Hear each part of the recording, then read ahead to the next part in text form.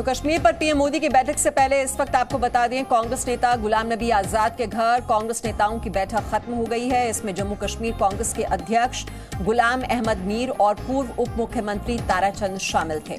अब यहीं से ये तीनों कांग्रेस नेता बैठक के लिए पीएम आवास रवाना होंगे।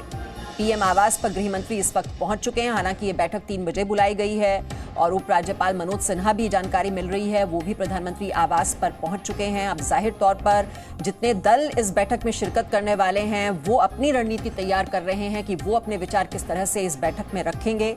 और वहीं अगर जो राजनीतिक दल इस बैठक में पहुंच रहे हैं, अब उनके लिए जो केंद्र की ओर से अब क्या बातें रखी जाएंगी और किस तरह से राज्य में अब हालात बदले हैं, उसकी भी बताया जा रहा है कि एक रिपोर्ट रखी जा सकती है इस बैठक में। मनीष शुक्ला, और वैसे भी एक अंतर्राष्ट्रीय समुदाय के लिए भी तो एक बहुत बड़ा मैसेज है, जो एक एंटी इंडिया नैरेटिव हम देखते रहे हैं, उसको काउंटर करने के लिए ये बैठक बहुत ही महत्वपूर्ण, क्योंकि पहली बार ऑन बोर्ड लाया गया है सभी राजनीतिक दलों को। और जो लोग ये कह रहे थे कि अधिकार छीन लिए गए, इंटरनेट बंद कर दिया गया, अब लोकतांत्रिक व्यवस्था किस तरह से बहाल की जा रही है इस राज्य में, वो भी तो एक संकेत देना अंतर्राष्ट्रीय समुदाय के लिए या विरोधियों के लिए बहुत जरूरी है। जी बिल्कुल मीमांसा, देखिए आज की जो बैठक है, इस ऐसा बैठक में ये नहीं होने वाला कि कोई फैसला होने वाला है बड़ा या कोई अनाउंसमेंट होने वाला है। जो हमारे पास जानकारी है उसमें यही है कि प्रधानमंत्री इंगेज कर रहे हैं सभी पॉलिटिकल पार्टी से, वो राय मशवरे करेंगे, चुनाव कब कराने हैं, किस तरीके से स्टेटहुड का हर पॉलिटिकल पार्टीज़ के अपने क्या व्यूज़ हैं, इन सब बातों पर एक मंत्रणा की जाएगी।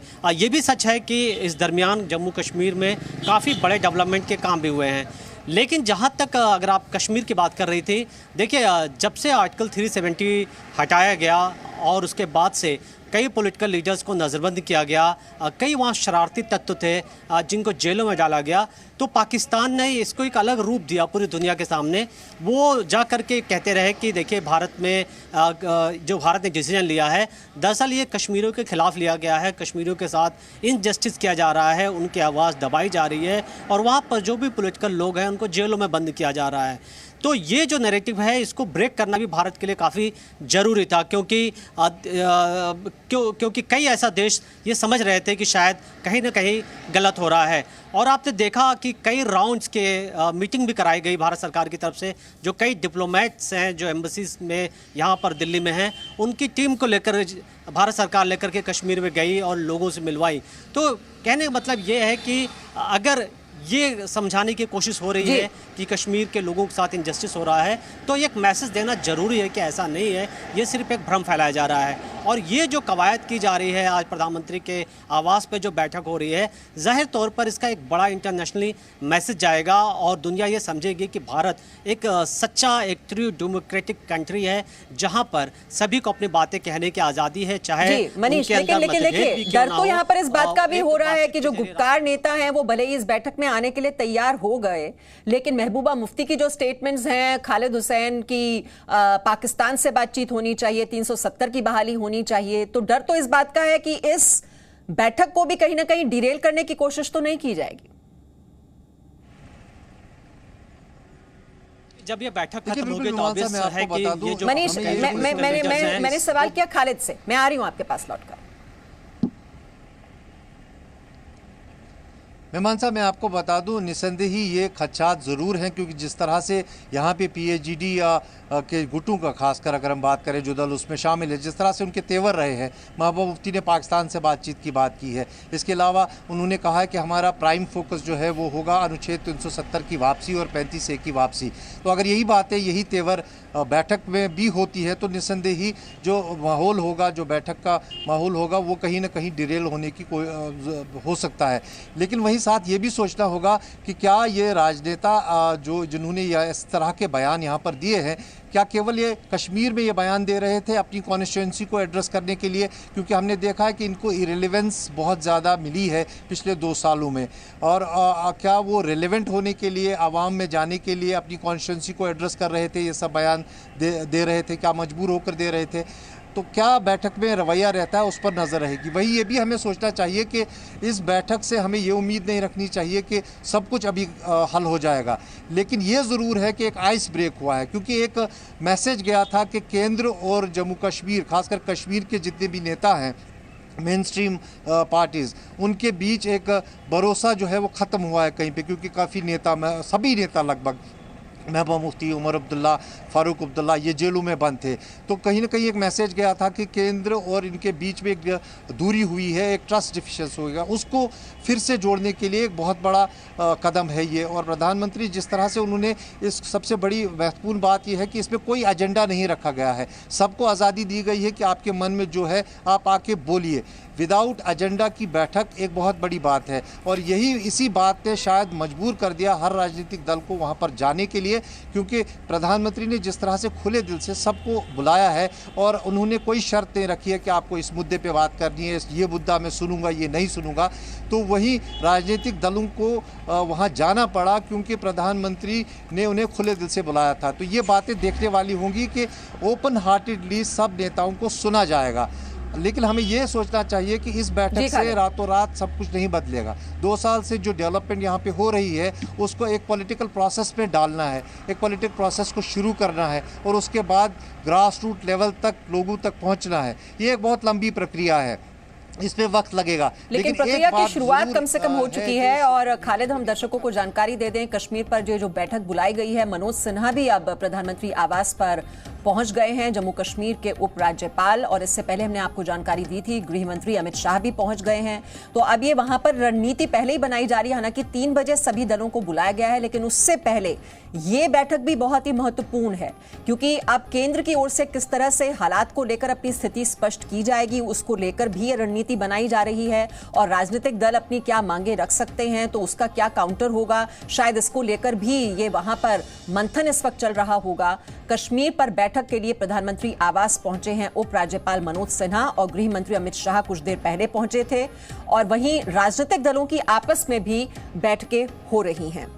साथ ही साथ यहां पर रविंद्र, जो जम्मू है, जम्मू के नेता कश्मीरी पंडित हैं, उनको लग रहा है कि उन्हें तो बिल्कुल ही नजरअंदाज कर दिया गया। तो एक सोच ये भी सामने आ रही है कि ये जो गुपकार नेता हैं उनके सामने सरेंडर कर दिया है केंद्र ने, ये आरोप भी लगाया जा रहा है।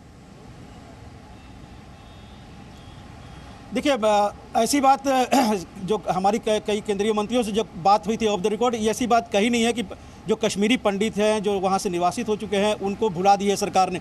बात यह है कि आज जो बैठक होगी, जम्मू के जो नेता हैं, जम्मू रीजन के, जो चाहे भीम सिंह हो, जो वहाँ के रीजनल पार्टी के, वो जम्मू की बात करेंगे। कश्मीर के नेता हैं जो कश्मीर की बात करेंगे, लेकिन भारत सरकार की तरफ से जो बातचीत की जाएगी वो जम्मू और कश्मीर की बात की जाएगी। एक बात और है, देखिए, इस तरह की बैठकें बार बार नहीं होती है। आज जो बैठक होगी वो लंबी बैठक चलेगी। आप देखिए कि अभी मनोज सिन्हा भी हैं, अमित शाह भी हैं, बड़े बड़े अधिकारी इस बैठक में मौजूद हैं। तो कहीं ना कहीं सरकार हर बिंदु पर चर्चा कर रही है, हर बिंदु पर क्या फैसला लेना, कितना कदम आगे बढ़ाना है, इन सब को 3 बजे से पहले फाइनलाइज कर लिया जाएगा।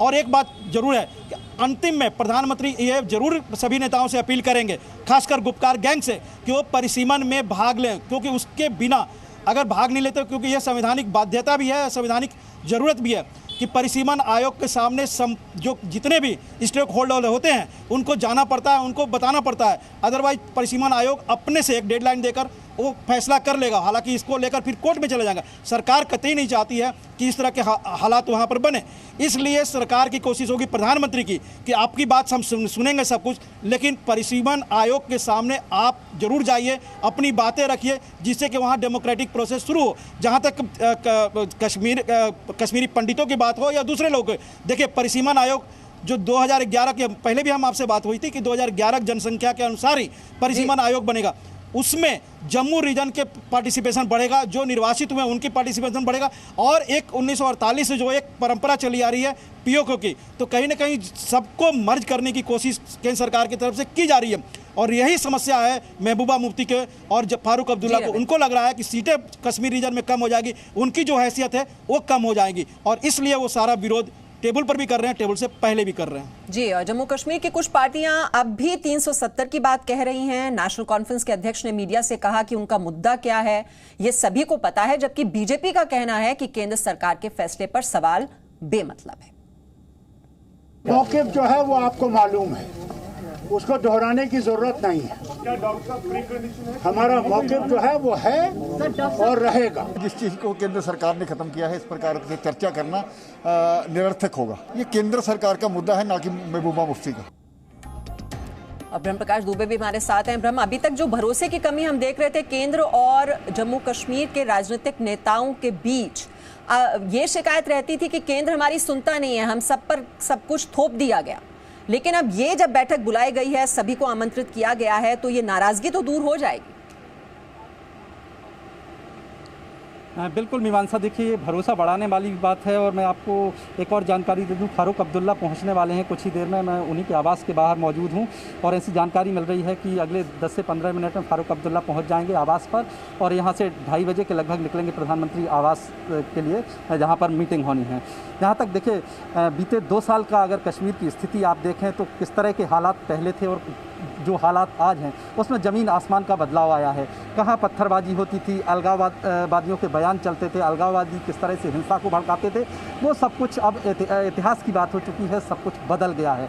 कश्मीर में केंद्र सरकार की तरफ से जो विशेष पैकेज दिया गया है, विकास के काम हो रहे हैं और बड़ा बदलाव आया है। नया राजनीतिक नेतृत्व भी धीरे धीरे उभर रहा है। बीते 60 साल में आप देखें तो 1 या 2 परिवारों का ही शासन रहा है, लेकिन बीते 2 साल में देखें तो कुछ नई पॉलिटिकल पार्टियां भी वहां पर बनी हैं और नई लीडरशिप उभरी है। तो एक बड़ा ये बदलाव आया है। इसी बीच में देखिए प्रधानमंत्री की तरफ से एक कदम उठाया जाता है कि तमाम पॉलिटिकल लीडरशिप जो जम्मू कश्मीर की है उनको आमंत्रित किया जाता है, तो इससे एक बड़ा भरोसा पैदा होगा।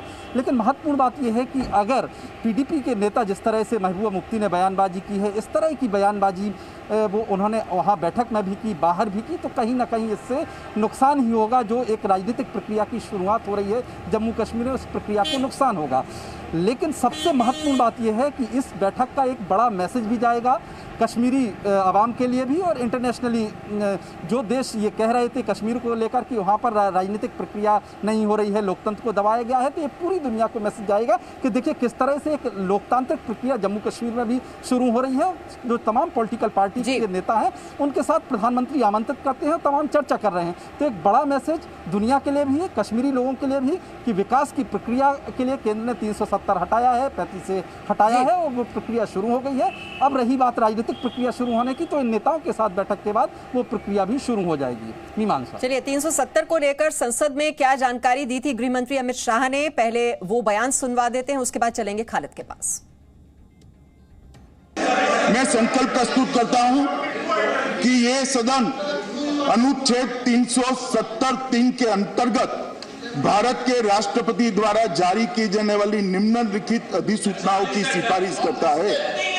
संविधान के अनुच्छेद 370(3) के अंतर्गत भारत के संविधान के अनुच्छेद 370 के खंड 1 के साथ पठित अनुच्छेद 370 के खंड 3 द्वारा प्रदत्त शक्तियों का प्रयोग करते हुए राष्ट्रपति संसद की सिफारिश पर यह घोषणा करते हैं कि यह दिनांक जिस दिन भारत के राष्ट्रपति द्वारा इस घोषणा पर हस्ताक्षर किए जाएंगे और इसे सरकारी गैजेट में प्रकाशित किया जाएगा, उस दिन से अनुच्छेद 370 के सभी खंड लागू नहीं होंगे। खालिद भी हमारे साथ हैं। खालिद, लेकिन मिशन कश्मीर से आतंकी तो डरे हुए हैं, बोली से पहले गोली चल गई, 3 आतंकी हमलों को अंजाम दे दिया गया पिछले 24 घंटे में।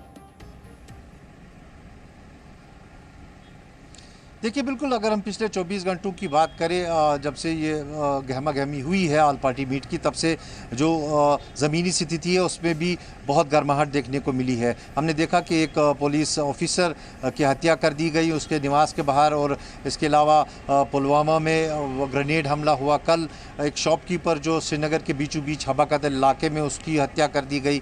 और वहीं अगर हम एक एनकाउंटर की बात करें तो एक मिलिटेंट भी मारा गया है। वहीं सरकार ने खासकर सिक्योरिटी एजेंसीज ने एक बैठक भी की है जिसमें सेना, सीआरपीएफ और जम्मू कश्मीर पुलिस के सभी आला अधिकारी मिले थे 15 कोर यहाँ पर बदामी बाग में, और वहाँ पर 48 आवर्स का एक अलर्ट जारी किया गया है पूरे जम्मू कश्मीर में, खासकर नियंत्रण रेखा को लेकर, और जितने भी संवेदनशील इलाके हैं वहाँ पर चौकसी बढ़ा दी गई है। आज सुबह से हमने देखा है कि पूरे श्रीनगर में अगर हम बात करें तो मोबाइल चेक पॉइंट्स जगह जगह लगा दिए गए हैं। वहाँ पर वाहनों की चेकिंग होती है, तलाशी अभियान चला रहा है, दुहैया पान जो है उनको चेक किया जा रहा है और कोशिश की जा रही है जी। कि ये जो पॉलिटिकल प्रोसेस की शुरुआत हो रही है, एक जो बैठक हो रही है, उसके दौरान कोई अप्रिय घटना न हो जिससे ये प्रोसेस जो है डिरेल हो बिल्कुल, जब या जब फिर इससे शांति की ध्यान बात हटाया होती जाने है की तो कोई आतंकी कोशिश- बौखला जाते हैं, इसलिए 48 घंटे के लिए अब जम्मू कश्मीर को हाई अलर्ट पर रखा गया है और एलओसी पर भी पैनी नजर रखी जा रही है। बहुत बहुत शुक्रिया सभी संवाददाताओं का जानकारी देने के लिए। Presenting B News app available on Google Play and App Store. Download it now.